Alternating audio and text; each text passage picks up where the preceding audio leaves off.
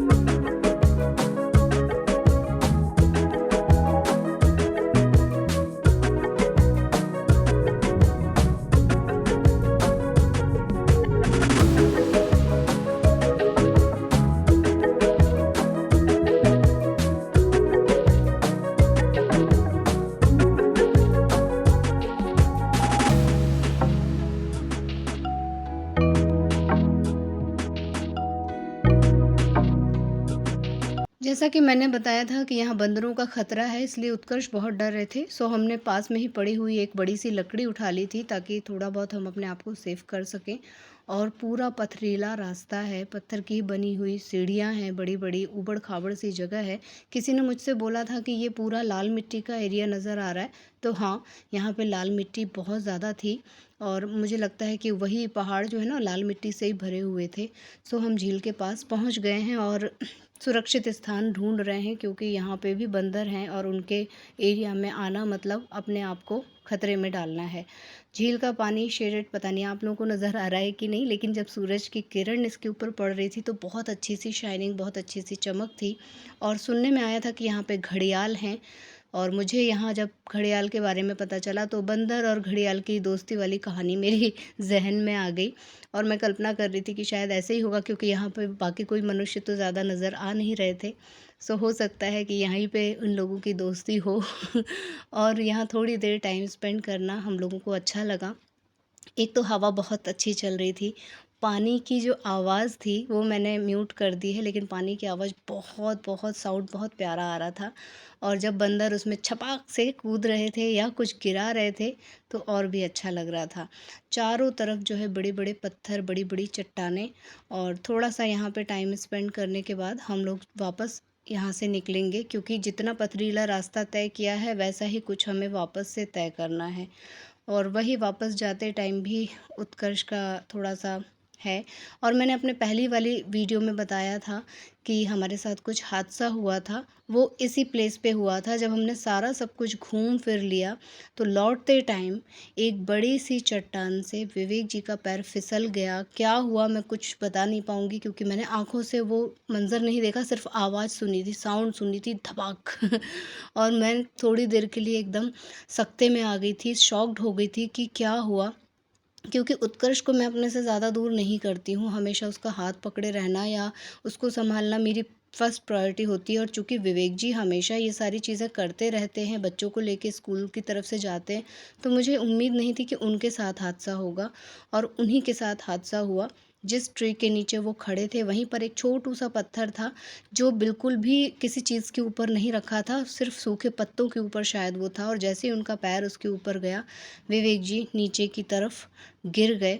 और मैं घबरा गई थी कि कहाँ उनको चोट लगी होगी, सिर फटा होगा, क्या हुआ होगा, क्योंकि वो मुझे नज़र नहीं आ रहे थे, सिर्फ़ साउंड मुझे सुनाई दिया था।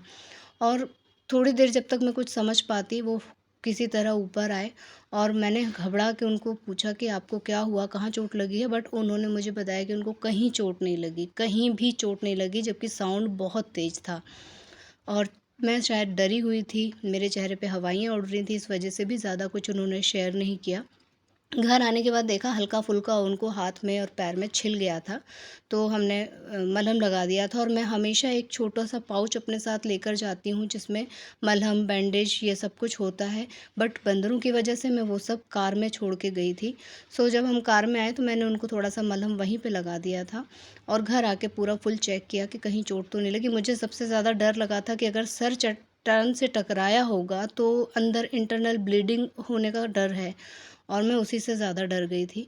बट शायद मेरा डर देख के वो बहुत ज़्यादा अवेयर हो गए थे, उन्होंने कुछ भी नहीं शेयर किया। 10 बार 12 बार पूछने के बाद भी उन्होंने कुछ शेयर नहीं किया। और मेरा मन बहलाने के लिए वो यहीं पे पास में निदान फॉल है, निदान वाटरफॉल, वहाँ पर मुझे लेकर गए। मेरा मन नहीं था फिर भी वो लेकर गए कि आए हो इतनी दूर तो देख लो। इस वाटरफॉल की ख़ासियत ये है कि ये सिर्फ़ बारिश के दिनों में ही सुंदर दिखता है, बाकी तो यहाँ पे पानी का नामो-निशान नहीं है। सो आस-पास का एरिया मैंने आप लोगों के साथ जो है शेयर किया, लेकिन जिस मौसम में हम गए हैं वहाँ पे हरियाली का नामो-निशान नहीं है और पानी की एक बूँद भी उस वाटरफॉल में नहीं थी। सिर्फ़ ये बारिश के दिनों में सुंदर दिखता है और ये 100 फीट ऊँचाई से नीचे गिरता है। इस वजह से इसका पानी एकदम व्हाइट-व्हाइट दूध की तरह नज़र आता है, पतली-सी धार होती है। और बारिश के दिनों में मैं न्यूज़पेपर में पढ़ती हूँ कि बहुत सारी फैमिलीज़ यहाँ पिकनिक के लिए आते हैं। इस वाटरफॉल में वो लोग नहाते हैं, यहीं के पानी से खाना बनाते हैं, बहुत आनंद उठाते हैं। लेकिन ये जो पहाड़ियाँ हैं जो मैंने कैप्चर की हैं उनमें अच्छी खासी लेयर है। उस लेयर से टकरा के जब पानी ऊपर से नीचे गिरता है तो वो और ज़्यादा उसकी खूबसूरती को बढ़ा देता है। सो हम ऐसे मौसम में आए हैं जब बहुत तीखी धूप है, तो हमें पानी देखने को तो नहीं मिला। लेकिन जगह-जगह लिखा हुआ था यहाँ नहाना मना है, यहाँ नहाना मना है, क्योंकि लगातार 2-3 महीने कहीं से पानी अगर गिरता है तो वहाँ पे काई जम जाती है और लोगों को बहुत सारे हादसों का शिकार होना पड़ता है। और मैंने पढ़ा भी है न्यूज़ में कि बहुत सारी फैमिली में से कोई बह गया, किसी को पैर फिसलने से चट्टान से सिर टकरा गया, बहुत कुछ मैंने पढ़ा हुआ है इसके बारे में।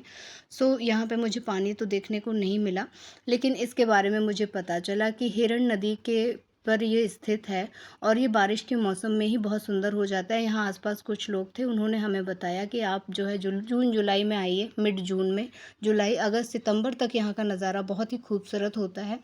अगर मौका लगेगा तो मैं ज़रूर आऊँगी, बट मेरी हिम्मत नहीं है क्योंकि पूरा रास्ता जो है मिट्टी मिट्टी वाला था। ऐसे में आपके फंसने के चांसेस ज़्यादा होते हैं। बारिश के दिनों में हर जगह आप अपने वाहन को नहीं ले जा सकते हैं। पूरा रास्ता आप लोगों ने देखा किस तरह का था। सो आसपास का नज़ारा मैंने कैप्चर किया, सब सूखा-सूखा उजाड़ सा था, ज़्यादा बहुत मुझे यहाँ हरियाली नज़र नहीं आई। कुछ नीम के बहुत प्यारे-प्यारे से सुंदर-सुंदर से छोटे-छोटे पेड़ लगे हुए थे। पेड़, छोटे-छोटे पेड़ थे दोस्तों, बहुत बड़े-बड़े नहीं थे। सो उन्हीं में से कुछ नीम वगैरह हम लोगों ने ले लिया कि घर में काम आएगा, नहीं तो मैं अपने प्लांट्स में ज़रूर उनको सूखे पत्ते डालूँगी ताकि कीड़े वगैरह ना लगें। कई लोग अनाज में भी डालते हैं, तो जैसा भी होगा घर में उपयोग उसका उपयोग करूँगी।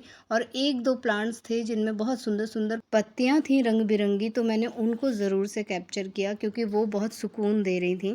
बाकी और चारों तरफ बहुत ही उजाड़ सा नज़र आ रहा था, घना जंगल भी नहीं आप इसको बोलेंगे। और मैं कल्पना कर रही थी कि बारिश के दिनों में यहाँ कितना मुश्किल होता होगा, क्योंकि ग्रीनरी, जंगली घास, ये सारी चीज़ें बारिश में ऑलरेडी आ जाती हैं। तो उत्कर्ष को तो दौड़ने में, खेलने में बहुत मज़ा आता है और पहली बार किसी पेड़ से कुछ तोड़ने को मिल रहा था तो बस ज़िद हो रही थी कि मैं भी तोड़ूँगा, मैं भी लटकूँगा, मैं भी ये करूँगा। और इस पूरे इलाके में एक छोटी-सी हट बनी हुई थी। शायद यहाँ पे लोग जब पिकनिक मनाने आते हैं तो यहाँ पे आते होंगे, कुछ करते होंगे। सो हमारा तो ऐसा कुछ यहाँ बनाने खाने का प्रोग्राम नहीं था। सो हमने जो है सिर्फ़ नीम के कई सारे पत्ते लिए, डालियाँ लीं और गाड़ी में डाल के उसे अपने घर ले आए। तो ऐसा ही रहा हमारा यहाँ का एक्सपीरियंस और उम्मीद करूँगी कि ये वीडियो भी आप लोगों को पसंद आएगी। जो हादसा हमारे साथ हुआ वो बहुत भयानक सा था उस टाइम के लिए, बट अब हम नॉर्मल हैं और हम अपने घर को आ रहे हैं। आप लोगों से उम्मीद करती हूँ कि आप लोग बस इसी तरह अपना प्यार और आशीर्वाद मेरे ऊपर बनाए रखिएगा, ताकि हम लोग इसी तरह कुछ-कुछ छोटी-छोटी सी जगह कैप्चर करके आप सबके साथ शेयर करते रहें। अगर ये वीडियो आप लोगों को पसंद आई है तो प्लीज़ इसे लाइक कीजिएगा, मेरे चैनल पे नए हैं तो उसे सब्सक्राइब कीजिएगा और अपना प्यार और आशीर्वाद इसी तरह बनाए रखिएगा। मिलती हूँ नेक्स्ट वीडियो में, तब तक के लिए take care, tata, bye bye. अगर आप लोग मध्य प्रदेश आएँ तो यहाँ ज़रूर आइएगा दोस्तों।